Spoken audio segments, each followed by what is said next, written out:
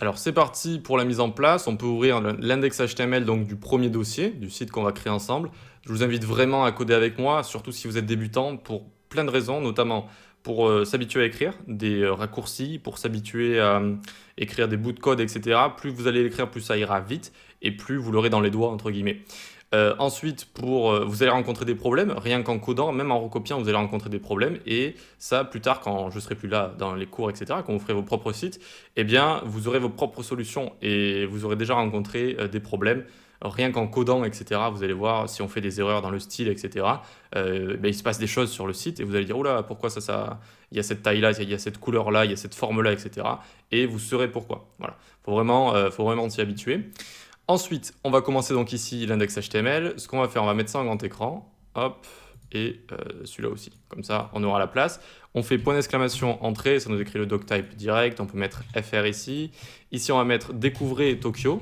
Pour rappel, l'attribut title, c'est ce qui se voit en haut de notre navigation, ici. D'accord. Là, c'est l'attribut title qu'on est en train de lire, GitHub, Ziratsu, site fin, etc. Hop, ensuite donc ici, qu'est-ce qu'on va faire? Je vais vous parler de mobile first, desktop first. On l'a vu il y a quelques vidéos déjà quand on parlait de responsive. C'est-à-dire que quand on crée un site, maintenant c'est plutôt recommandé d'essayer de faire du mobile first, donc de penser son site en mobile. Et ensuite de grandir et donc de coder. Donc d'abord on code en fait en colonne si vous voulez. Pour les portables, on pense au portable. Et ensuite on monte, tablette, petit écran d'ordinateur, grand écran d'ordinateur, grand écran d'ordinateur. Mais là, on va commencer en faisant du desktop first, d'accord? Donc, c'est-à-dire qu'on va d'abord faire en grand écran comme ça, et ensuite on va réduire. Pourquoi? Parce que je trouve que pour des personnes qui débutent, c'est peut-être le premier site que vous allez coder, il faut avoir cet esprit desktop first en tête au moins une fois, avoir un petit peu d'expérience avec. C'est-à-dire commencer comme ça en grand écran, et après commencer à réduire tout simplement. Vous réduisez, et par exemple, regardez ici, il y a un premier breakpoint ici, tac, on va supprimer des lignes à gauche et à droite, et on va rétrécir tout ce qui est image asymétrique ici. Et donc, il faut penser comme ça, tac, responsive, etc., en allant de haut en bas. C'est beaucoup plus intuitif, c'est beaucoup plus logique de commencer comme ça. Et une fois que vous aurez de l'expérience, de passer de mode rangé, par exemple ici, en colonne, hop et hop en colonne, ok? Et bien là, à partir de là, on peut commencer à faire du mobile first, c'est-à-dire on commence en colonne comme ça, et on a l'expérience, on sait qu'on va commencer à agrandir les éléments, qu'on va passer en rangée, etc. jusqu'au desktop first. Voilà, donc je trouve que pour des débutants, il faut déjà savoir faire du desktop first avant de commencer à faire du mobile first. Donc là, on va commencer en grand écran. Voilà, c'est ça que je voulais vous dire. Très bien. Ensuite, il existe des outils comme Figma. Normalement, quand on commence un site, on va faire des mock-ups, c'est-à-dire des maquettes. Donc, on va commencer à poser des composants comme ça sur une sorte de page, mais il n'y a pas de code ici en fait, c'est juste pour imaginer là où on va mettre nos boutons, notre navigation, etc. Donc en général on fait ça. Ici, bon, moi je l'ai déjà fait au préalable, le site il est construit, il est fait, mais je vous montrerai un peu plus tard dans la formation comment notamment utiliser Figma, qui est un bon système gratuit, vous pouvez l'utiliser gratuitement, mais après ça devient payant à partir d'une certaine place que vous allez prendre suivant le nombre de maquettes que vous faites. Mais bon, pour tester, je vous montrerai comment on fait, comment on crée des maquettes comme ça. Et vous allez voir que c'est très sympa pour trouver de l'inspiration et pour créer des sites de manière générale. Mais là, voilà, pour pas vous embrouiller, on va vraiment faire un site de A à Z qui est déjà terminé. Vous allez voir qu'il y a déjà assez à faire comme ça, notamment si vous êtes débutant. Allez, donc, fini tout ça, on va pouvoir directement revenir dans le code. Tac, alors on est ici. Hop, il faut faire quoi ici? Il faut lier notre style CSS, link style.css, lier notre JS tout en bas. Pourquoi on le met tout en bas de JS? Tout simplement pour laisser charger le DOM qu'il y aura ici. D'accord? Tous les éléments qu'il y aura ici vont charger. Il faut éviter de mettre le script dans le head. Ça fonctionne aussi, mais si le script charge avant le DOM, avant les éléments, et que dans votre script, vous manipulez des éléments du DOM, il risque d'y avoir des erreurs. S'ils ne sont pas encore prêts et que vous commencez à vouloir manipuler des choses qui n'existent pas encore, ça risque d'être compliqué.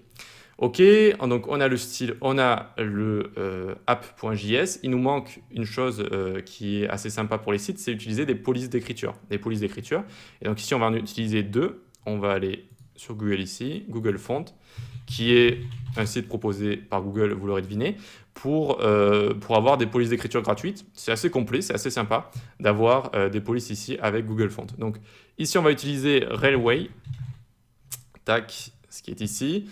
Donc ça, c'est du sans sérif, c'est-à-dire qu'il ne va pas y avoir de petits empattements sur les lettres, hein. Vous pouvez regarder, on revient au début si vous voulez, on enlève ça, on a les catégories ici, et donc par exemple j'enlève tout et je vais juste le laisser le sérif. Vous voyez que sérif va y avoir des petits empattements ici, tac tac, sur toutes les lettres, et sans sérif, ça va être comme la police d'écriture sans sérif, c'est-à-dire va pas y avoir d'empattement, ça va être des lettres comme ça, un petit peu plus clean comme ça. Voilà, donc ça on va l'utiliser pour le texte de manière générale. Ok, donc une fois qu'on a vu la différence sans sérif, sérif, on peut tout remettre ici, tac, et on va s'en prendre deux. Alors je vous avais parlé de Railway, mais non, en fait ça s'appelle Merendia ici, Merendia. Donc ça on va s'en servir, notamment Merendia One ici, on prend Merendia One, on clique sur Select this style, et normalement si on clique ici en haut à droite, voilà, ça nous a rajouté Merendia One, Regular 400, ça c'est le gras, c'est normal quoi. Et Embed ici avec un petit link qu'on va pouvoir mettre directement dans notre code pour pouvoir utiliser cette police d'écriture. Si on a envie d'en utiliser plusieurs, c'est bien fait, c'est-à-dire qu'on a juste à recliquer sur Google Font ici, et on va en chercher une autre qui s'appelle Nunito 100. Donc Nunito sans sérif, c'est celle-là. Et celle-là, vous voyez que c'est du sans sérif, donc c'est plus à utiliser pour le texte de manière générale. Voilà, c'est une police neutre. Plutôt sympa. On va prendre la Regular 500, elle est où? Attendez, Light, Regular 400. La Regular 400 qui est juste ici. Encore une fois, 400 c'est le gras, ça va de 100 à 900 si je ne dis pas de bêtises. Donc là, on va en prendre une classique. On fait Select this style également, et c'est venu se rajouter au link ici. Regardez, il y a écrit Merendia, Merendia One et Nunito 100 ici. On a juste à copier et à revenir dans notre code, et on vient la linker juste en dessous du CSS ici. Et donc là, on a Merendia One et Nunito 100 qui est juste ici.